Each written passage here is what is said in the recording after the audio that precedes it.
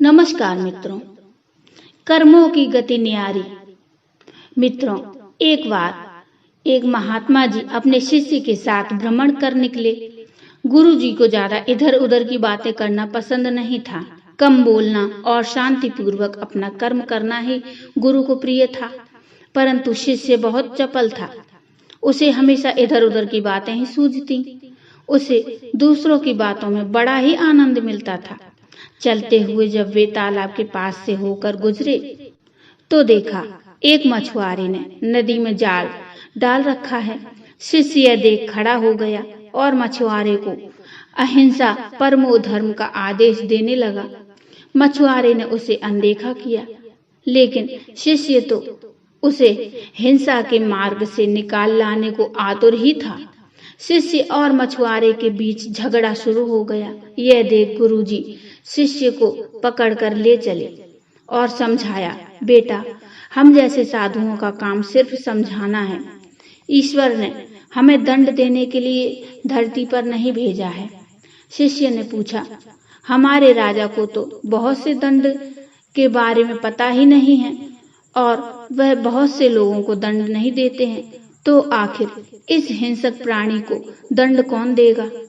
गुरु ने कहा, तुम निश्चिंत रहो, इसे भी दंड देने वाली एक अलौकिक शक्ति इस दुनिया में मौजूद है, जिसकी पहुंच सभी जगह है। ईश्वर की दृष्टि सब तरफ है और वह सब जगह पहुंच जाते हैं। इसलिए इस झगड़े में पड़ना गलत होगा।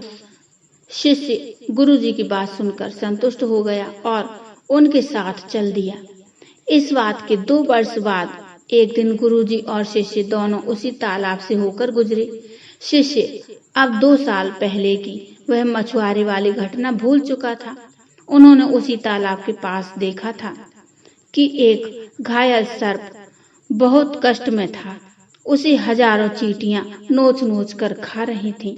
शिष्य ने यह दृश्य देखा और उससे रहा नहीं गया। दया से उसका हृदय पिघल गया। वह सर्प को चींटियों से बचाने के लिए जाने ही वाला था कि गुरुजी ने उसके हाथ पकड़ लिए और उसे जाने से मना करते हुए कहा, बेटा, इसे अपने कर्मों का फल भोगने दो।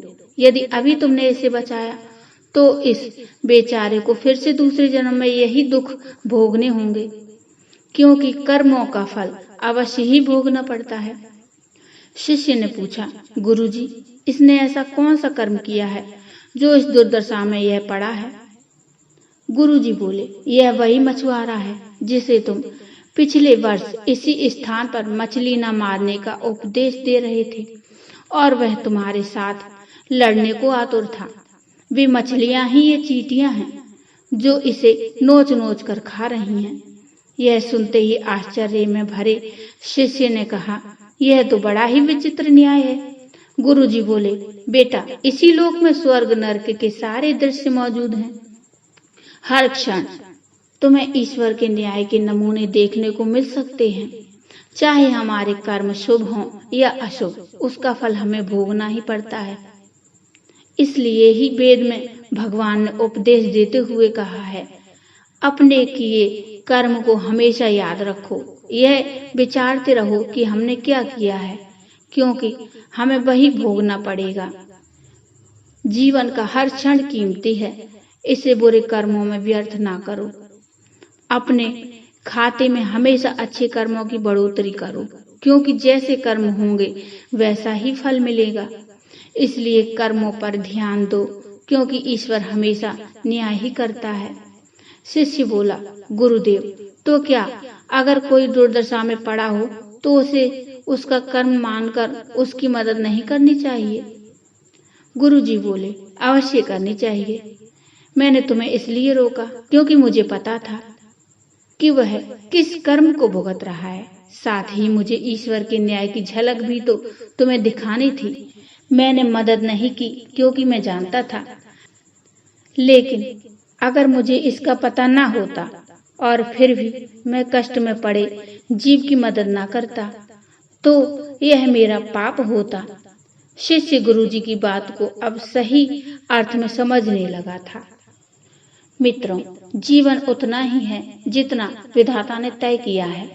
हमें पता नहीं कि कितने दिन विधाता ने दिए हैं, इसलिए हर दिन अनमोल है। हम किसी के जीवन में जिस दिन कोई सुखद परिवर्तन कर पाते हैं तो समझिए हमने विधाता के दिए जीवन का उस दिन का कर्ज चुका दिया है। मित्रों, ये छोटी सी कहानी आपको कैसी लगी मुझे कमेंट में बताइए, और कहानी अच्छी लगी हो तो लाइक करिए और चैनल को सब्सक्राइब कर लीजिए। कमेंट में जय श्री राम जरूर लिखिए। मिलते हैं फिर एक और नई कहानी, नई कथा के साथ। तब तक के लिए जय श्री राम।